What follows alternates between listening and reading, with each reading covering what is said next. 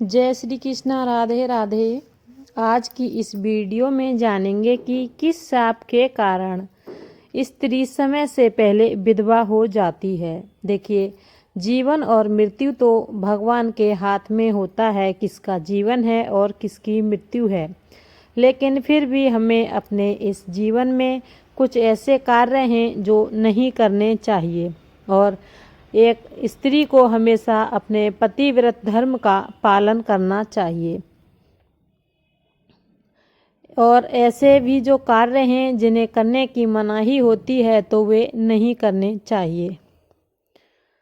एक पतिव्रता स्त्री को अपने जीवन में कभी नहीं करने चाहिए जिससे स्त्री समय से पहले विधवा हो जाती है।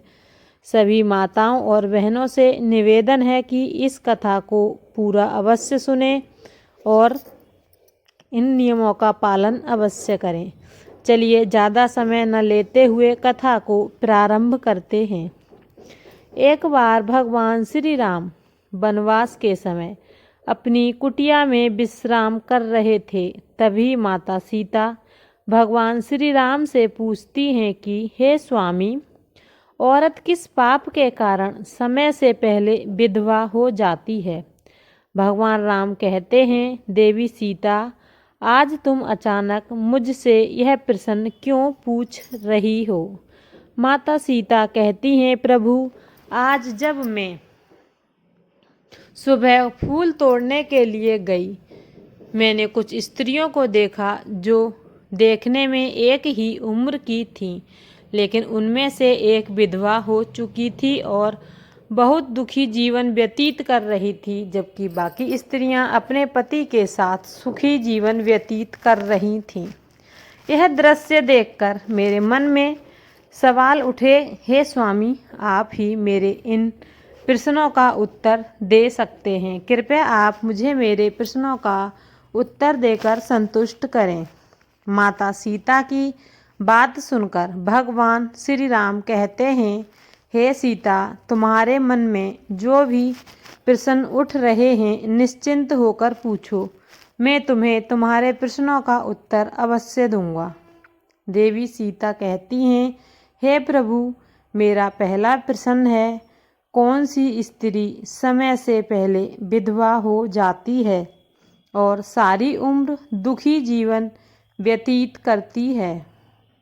मेरा दूसरा प्रश्न है, कौन सी स्त्री को जीवन में कभी सुख शांति नहीं मिलती। और मेरा तीसरा प्रश्न है, वह कौन सी चीज़ है जो एक स्त्री अपने पति के मांगने पर भी नहीं देती। भगवान राम कहते हैं, देवी, जिन स्त्रियों की बात कर रही हो उनमें से एक स्त्री समय से पहले विधवा होकर दुखी जीवन व्यतीत कर रही है, जबकि अन्य स्त्रियां सुहागिन हैं और अपने पति के साथ खुश होकर जीवन व्यतीत कर रही हैं। तुम जानना चाहती हो आखिर ऐसा क्यों है, तो सुनो।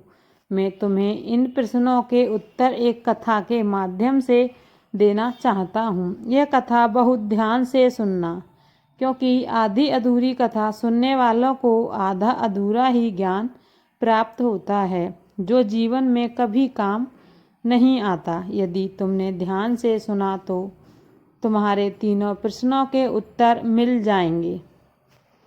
फिर माता सीता कहती हैं, स्वामी, मैं आपको वचन देती हूँ कि मैं इस कथा को पूरा सुनूंगी और संसार की समस्त नारियों तक इस कथा के माध्यम से ये बात जरूर पहुँचाऊंगी। माता सीता की यह बात सुनकर भगवान राम कहते हैं, हे सीता, सबसे पहले मैं तुम्हें उस स्त्री की कहानी सुनाता हूँ जो सुहागन बनकर सुखी जीवन जी रही है। और जिस सुहागन स्त्री की तुम बात कर रही हो वह और कोई नहीं बल्कि कौशल नरेश के नौकर की पत्नी है।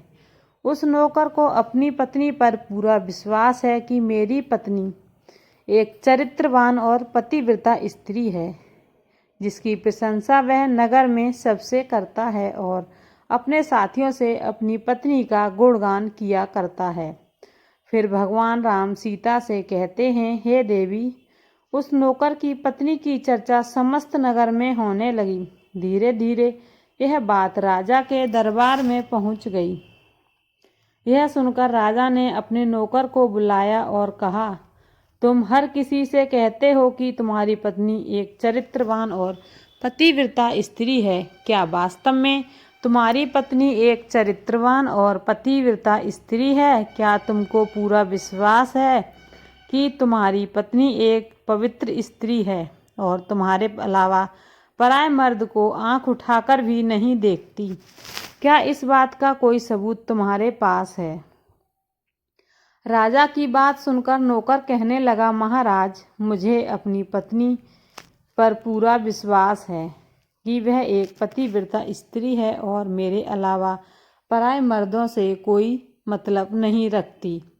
राजा के एक मंत्री ने कहा, महाराज, ऐसे कैसे हो सकता है कि एक स्त्री किसी अन्य पुरुष को ना देखे? ऐसा तो असंभव है। मंत्री ने राजा से कहा, महाराज, मैं इस नौकर की बात गलत साबित कर दूं और इसकी पत्नी का पतिव्रत धर्म नष्ट कर दूं तो इसे क्या सजा मिलेगी? नौकर ने कहा, महाराज, यदि महामंत्री जी मेरी पत्नी का पतिव्रता धर्म नष्ट कर देते हैं तो आप मुझे फांसी की सजा देना, और यदि महामंत्री जी मेरी पत्नी का पतिव्रता धर्म खंडित नहीं कर पाए तो इन्हें भी कुछ सजा मिलनी चाहिए। राजा ने कहा, मंत्री को भी फांसी दी जाएगी। मंत्री ने यह बात स्वीकार कर ली और नौकर से पूछा कि मैं तुम्हारी पत्नी से कौन सी वस्तु लाऊं जिससे तुम मान लोगे कि मैंने तुम्हारी पत्नी का पतिव्रता धर्म खंडित कर दिया।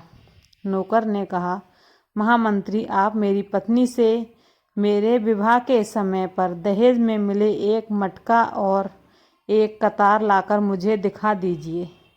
ये दोनों चीज़ें मेरी पत्नी ने बहुत संभाल कर रखी हैं, क्योंकि ये एक पतिव्रता स्त्री के लिए सुहाग की निशानी है। यदि आप ये दोनों चीज़ें मेरी पत्नी से लाकर मुझे दिखा देंगे तो मैं मान जाऊंगा कि मेरी पत्नी पतिव्रता धर्म महामंत्री जी ने नष्ट कर दिया है। मंत्री ने नौकर की शर्त स्वीकार कर ली और वह मंत्री दरबार से निकलकर नगर में जाता है। वह एक जादू टोना करने वाली स्त्री से मिलता है जो कोई भी काम कर देती थी। मंत्री ने उस स्त्री को सारी बात बताई और कहा, तुम किसी भी तरीके से उस नौकर की पत्नी से मेरा संबंध बनवा दो। इसके बदले में तुम्हें जितना धन चाहिए देने को तैयार हूँ।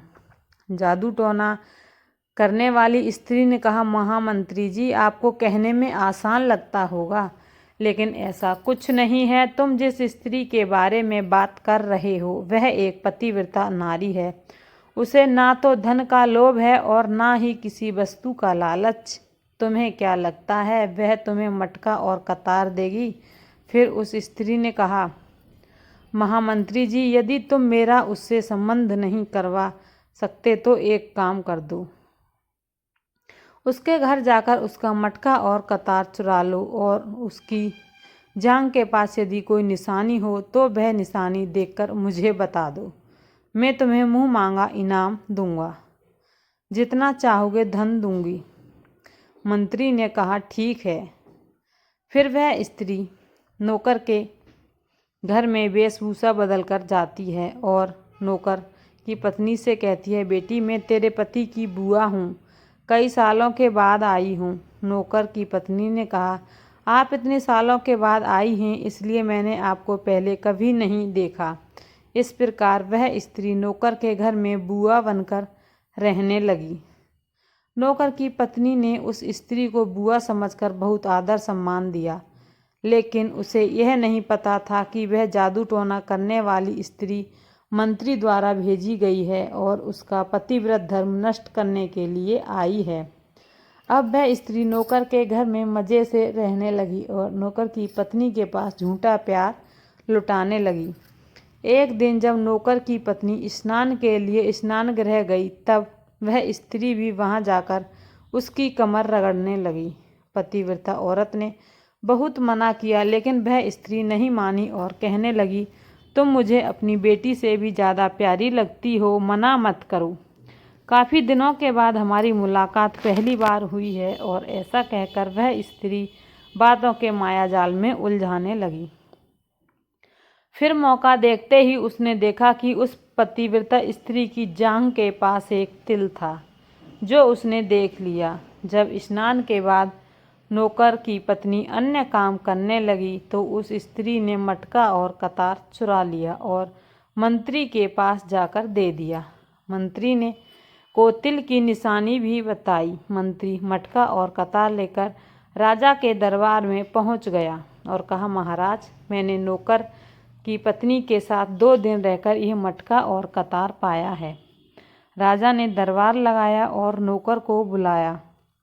फिर मंत्री ने दरबार को मटका और कतार दिखाते हुए कहा, महाराज, मैंने नौकर की शर्त पूरी कर दी और भरे दरबार में यह भी कहा कि नौकर की पत्नी की जांघ पर तिल है। यह सुनकर नौकर मान गया कि वास्तव में आज उसकी पत्नी ने अपना पतिव्रता धर्म पूरी तरह से नष्ट कर दिया। अब नौकर का अपनी पत्नी से विश्वास उठ गया। फिर राजा ने शर्त के अनुसार नौकर को फांसी की सजा सुनाई और 21 दिन बाद फांसी देने का आदेश दिया। राजा ने कहा कि नौकर को 21 दिन के बाद फांसी पर चढ़ाया जाएगा। अब नौकर की मृत्यु के दिन नज़दीक आने लगे। अंततः वह दिन आ गया जब उसे फांसी देना था। जब उसे फांसी के फंदे के पास लाया गया तो उससे उसकी अंतिम इच्छा पूछी गई। नौकर ने कहा, महाराज, मेरी अंतिम इच्छा है कि मैं आखिरी बार अपनी पत्नी से मिलना चाहता हूँ। इस तरह राजा ने नौकर को अनुमति दी कि वह अपनी पत्नी से मिल सकता है। फिर नौकर कुछ दिन की इजाज़त लेकर अपने घर गया और अपनी पत्नी से कहने लगा, तुमने मेरे साथ बहुत बड़ा विश्वासघात किया है।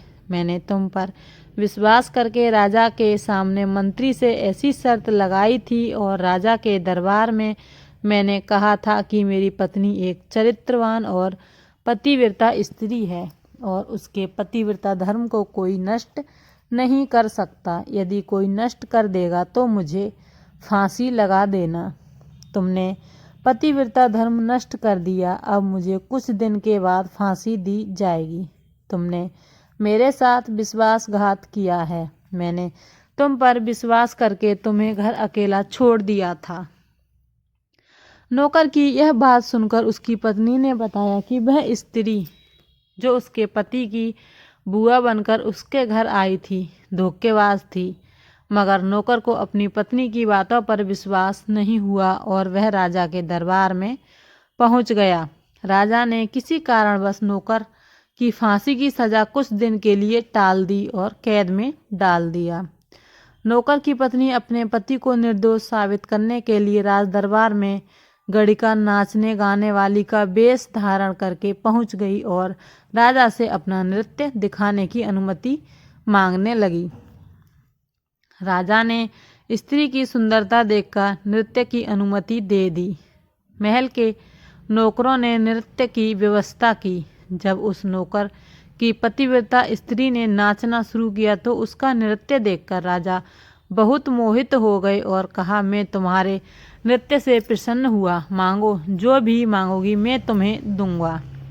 फिर उस नौकर की पत्नी ने कहा, महाराज, आपकी सभा में एक चोर है जिसने मेरे सोने की अंगूठी चुराई है और उसे फांसी की सज़ा दे दीजिए। राजा ने कहा, ठीक है, बताओ मेरे दरबार में तुम्हारा चोर कौन है, मैं उसे फांसी की सज़ा ज़रूर दूंगा। फिर उस नौकर की पतिव्रता स्त्री ने कहा, महाराज, और कोई नहीं, आपके मंत्री ने ही मेरी अंगूठी चुराई है। आप इन्हें फांसी की सज़ा दें। जैसे ही मंत्री ने सुना कि यह स्त्री उसे चोर बता रही है, वह तुरंत कहने लगा, महाराज, मैं शपथ खाकर कहता हूँ कि मैंने इसकी अंगूठी नहीं चुराई है और मैंने इसे आज तक कभी देखा ही नहीं, तो मैं इसकी अंगूठी कैसे चुरा सकता हूँ। मैंने आज तक इसकी शक्ल ही नहीं देखी है, आज पहली बार मैं इसकी शक्ल देख रहा हूँ। मंत्री की बात सुनकर पतिव्रता स्त्री अपने वास्तविक वेश में आ गई और कहा, महाराज, इस मंत्री ने मुझे पहले कभी नहीं देखा है। आप इसे पूछिए कि यह मटका और कतार कहाँ से लाया है। मैं उसी नौकर की पत्नी हूँ जो आपके यहाँ नौकरी करता है और आप मेरे निर्दोष पति को फांसी पर चढ़ाने वाले हैं। इसलिए मुझे गणिका की वेशभूषा में आपके दरबार में आना पड़ा। मैं आपको मंत्री की पूरी सच्चाई सुनाती हूँ। इस मंत्री ने मेरे पास जादू टोना करने वाली स्त्री को भेजा था, जो मेरे पति की बुआ बनकर आई थी। उसने धोखे से मेरी जांघ का तिल देख लिया और उसी स्त्री ने यह मटका और कतार चुराकर मंत्री को दे दिया। इसके बदले मंत्री ने उसे बहुत सारा धन दिया। यही छल हुआ है महाराज। मैं आज भी पतिव्रता हूँ। स्त्री की इस बात को सुनकर राजा ने उसे बुलाया और मंत्री की सारी सच्चाई जानने के बाद राजा ने नौकर को कैद से रिहा कर दिया और उसकी जगह मंत्री को फांसी पर चढ़ा दिया। कथा को आगे बताते हुए भगवान राम ने कहा, हे सीते, इस प्रकार उस नौकर की पतिव्रता स्त्री ने अंत में राजा से कहा, महाराज, मैं अपने पति से बहुत प्रेम करती हूँ। मैं एक चरित्रवान स्त्री हूँ और मैं कभी भी अपने मुंह से अपने पति का नाम तक नहीं लेती हूँ। भगवान राम ने कहा, हे सीते, कथा पूरी हो गई। अब तुम अपने तीनों प्रश्नों के उत्तर सुनो।